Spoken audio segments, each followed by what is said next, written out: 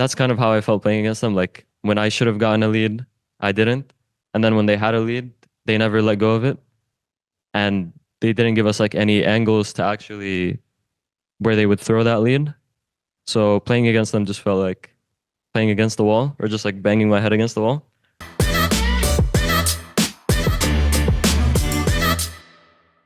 Hey guys, this is actually King of Horizon Esports. This interview has been brought to you by Republic of Gamers, powered by Zephyrus G14.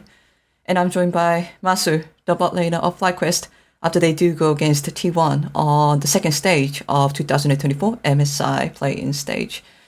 Hey Massu, yeah, there was a series against T1, certainly. How are you feeling right now? I'm mostly just shell-shocked a bit, you know. I have a lot of things I'm thinking about. So I mostly just want to check the games back, see like how they played the game. That was mostly it. I mean, a lot of people were considering T1 to be favorites coming into this play-in stage. What were your Mm. expectation, or what was FlyQuest's over expectation facing T1? Personally, of course, I thought they were like a very good team, probably like one of the best in this tournament. And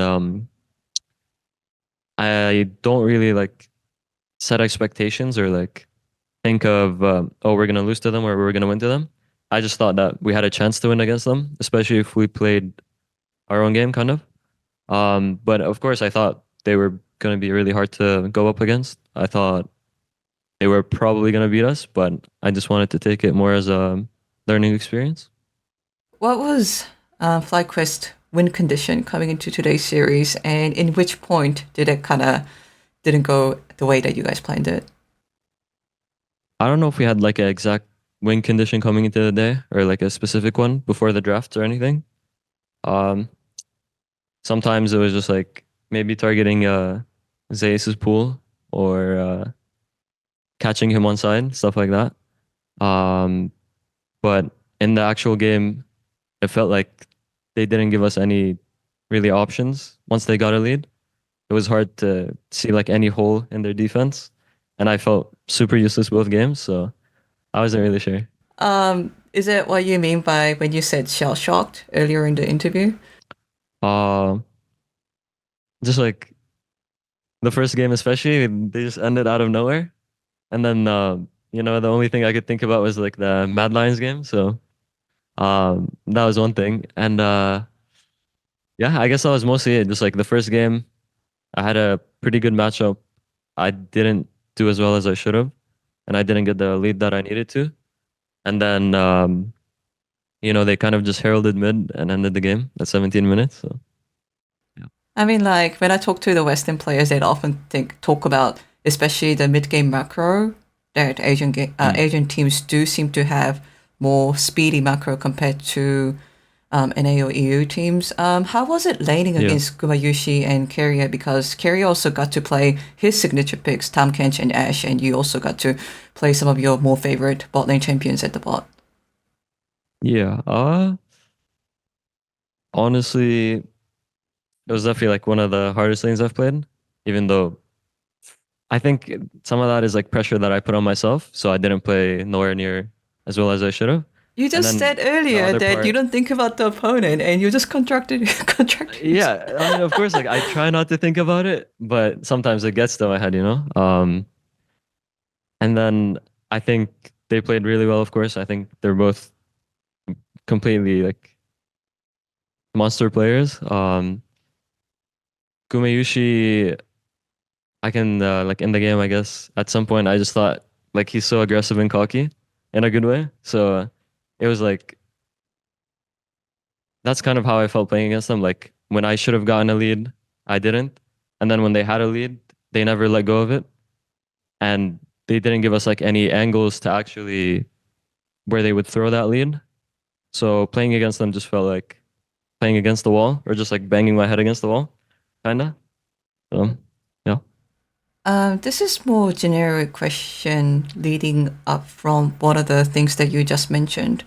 A lot of Yeah. players who are going against like defending champions or really good teams in general talk about the name tag effect, that even when they try Mm. not to notice it, like they see, oh, the ID and the team name behind it.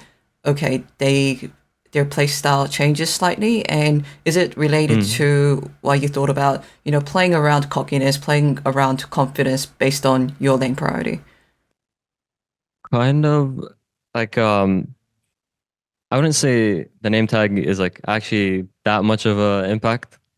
It's just even if I had like the name tag off, I can just tell the player I'm against is like very good and confident. So I think while there's like some effect, maybe I don't think it's a huge one. Looking at the more positive side of today's series, you mentioned that you wanted to consider this a learning experience. Of course, you wanted to win it too. Mm, That's a given. But yeah. what would you say are things that you took out of the series, and how do you intend to improve going towards the next upcoming matches? Uh, of course, I need to watch it back a lot more in depth because the games went by super fast.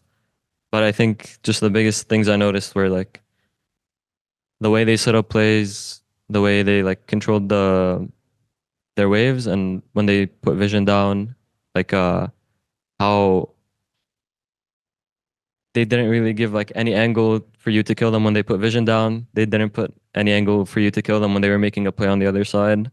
Um, they were playing on the same tempo the entire game, so it was hard to catch someone out.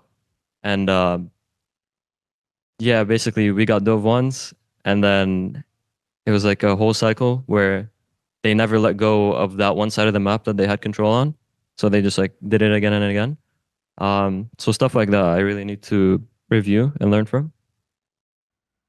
Random question. Do you think a Mm. Western team can beat an Asian team at a best of five in this tournament? Based on what you've been watching, based on the screens, based on a lot of different factors. I mean, people are hoping for Mm. it, but like, I think there are conflicting viewpoints on it that Western fans definitely want to support their regional teams going into international tournaments, but at the same time, people aren't really sure what kind of expectation they should set as they watch their favorite teams. I think it's definitely fair to say that it's hard to like set an expectation or kind of promise like yes, a Western team will beat a Eastern team in a best of five. But I definitely think it can happen. I think the chance is like not that low, especially for some teams. And I think for us as well, if we can really like take this loss and take what we learned from it, I think we can evolve a lot as well. So I do definitely think Eastern teams are beatable at this MSI. And you'll definitely beat EU, right? That's a given, yeah. Yeah. Looking at the overall tournament, what is the one thing that you would like to take out from your first international tournament from 2024 MSI? Really, I just want to learn as much as possible from the bot lanes and the teams in general in this tournament. And I want to, come back to NA kind of being a cut above the rest and just make my way back here in Worlds as well and kind of make a name for myself internationally whenever I can. We'll look forward to the rest of the FlyQuest matches and hope you go very, very far in Mm. this tournament, Masu. Thank you so much. I appreciate it. Thank you.